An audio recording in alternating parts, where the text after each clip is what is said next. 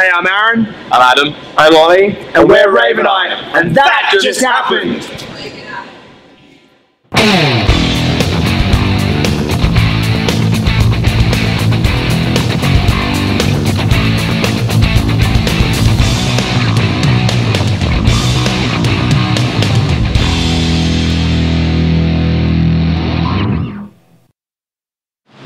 Hey guys, this is Roxy Summers with That Just Happened, and I am here with one of my favorite bands, RavenEye. I'm so very grateful that you sat down and talked to us today. When we saw you, I was like, okay, we have got to follow these guys, see what they're doing, and now your first U.S. headlining tour. Yep. Congratulations. Thanks so much. And this is your first tour in the U.S., period. It is indeed. First time over the pond, as it were. No pressure, right? Yeah, right. None at all. How are you dealing with the butterflies? It's okay. Everything over here seems to be like a lot hotter at this time of the year. And a lot like June, July are pretty rough months for the heat. But the crowds and everyone over here is so nice, and it's so refreshing to come over here and play some rock shows. It's great. That's awesome. So I just saw on your social media, like literally an hour ago, that you posted a music video was going to be released. Well, it is released now? I guess now it is released, Okay, well tell me about it. Well, it's for Hate. Like, we had a single for the US, and we all really love Hate, and we kind of wanted to push that to be a single for a while, and the US radio liked the harder rock, so we got away with that there. And the video, we promised a long while ago that we'd eat a ghost chili pepper and perform. I saw the picture of that. Yeah, and that's the video. Basically, is we had to perform Hate after eating a ghost chili pepper. No. Yeah, and speaking of hate. Yeah, you know what? I don't have a legitimate answer for that, really. Okay.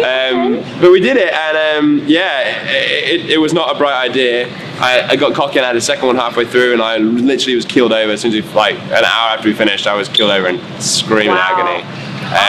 That's brave or stupid, but either way. Rupid? Is that like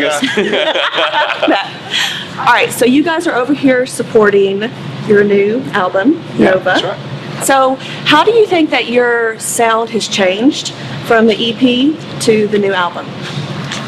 We kind of just took the EP and what that sound was and kind of extended it in a way. We added some bigger sounds and sort of worked on the lyrics, worked on the whole shape of what the show was going to be, and kind of made it a whole package and just kind of like shined off the edges a little bit and brought it over here to play for the US audience. I love it. I will say I've had it on repeat a lot lately. Nice. It's hard to pick a favorite song. They're all it's just so solid. Thank you. Is there a Madeline? Yeah, her name isn't Madeline. No, no, there is. It's like it's kind of just that universal thing. I think we all have a Madeline, because the idea of it is kind of more about like the person that you're madly in love with is also the person that you can manifest the most disgusting words against when you're in the midst of an argument. You know, even someone that you have road rage with, you don't say the things that you come out with to your partner that you love, and that's kind of that heat of the peak of the disastrous argument. Yeah. If you have fiery personalities. Passion. Yeah. I gotcha. Okay. So is there a particular song off of the album that you guys really love to play live?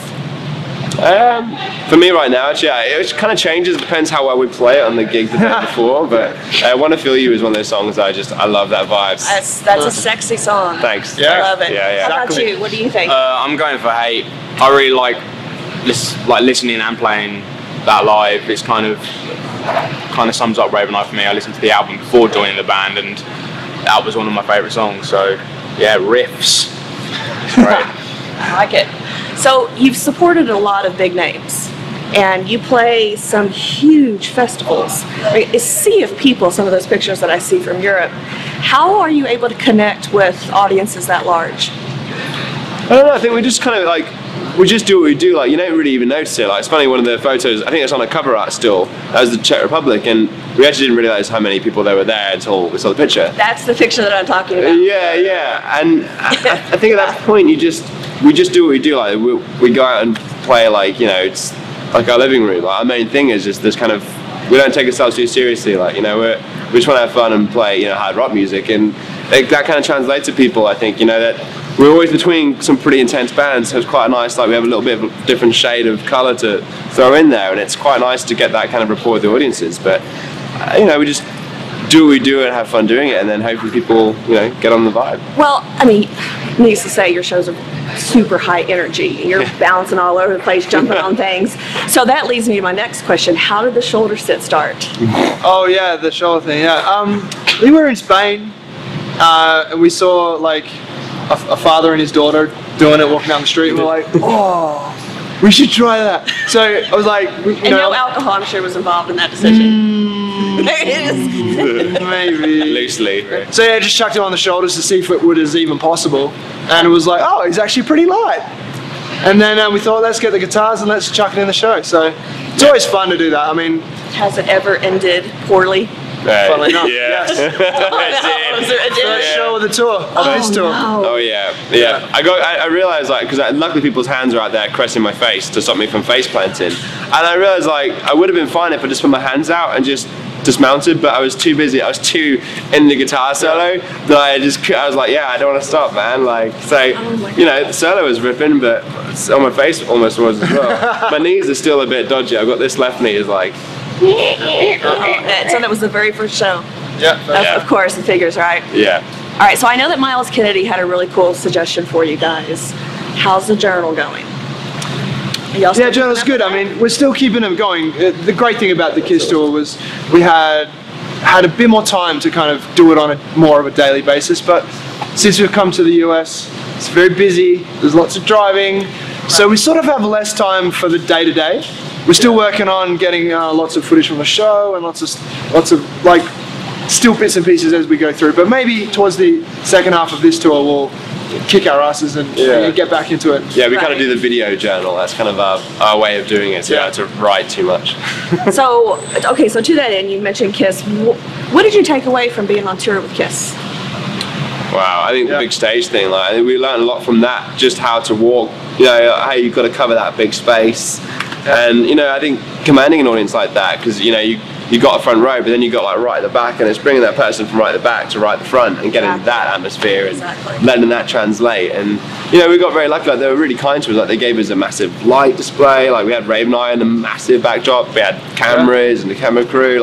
They gave us it all. So that was a really lucky first experience for us, I think, because we got more than what we'd usually get, and I think that really helped give us confidence to just do what we do without stressing too much. And I think we just took what we do into a bigger sense. Now it's great because we take that knowledge into the smaller rooms, and it's bigger. And, I can't even wait. I'm so excited for tonight to see. I've not seen you at this tiny of a venue. I mean, this isn't tiny, but the intimate setting. Totally. So that's where I saw you. It was sort of like that at the House of Blues, Dallas, with the darkness. Sure. So what did you learn from Justin and the darkness? What didn't you learn? Yeah, exactly. The Darkness were incredible. As a band themselves, are tight as anything, and they have great songs. But Justin, as a front man, I mean, he's channeling Freddie Mercury and just the greatest front man of all time. He's amazing.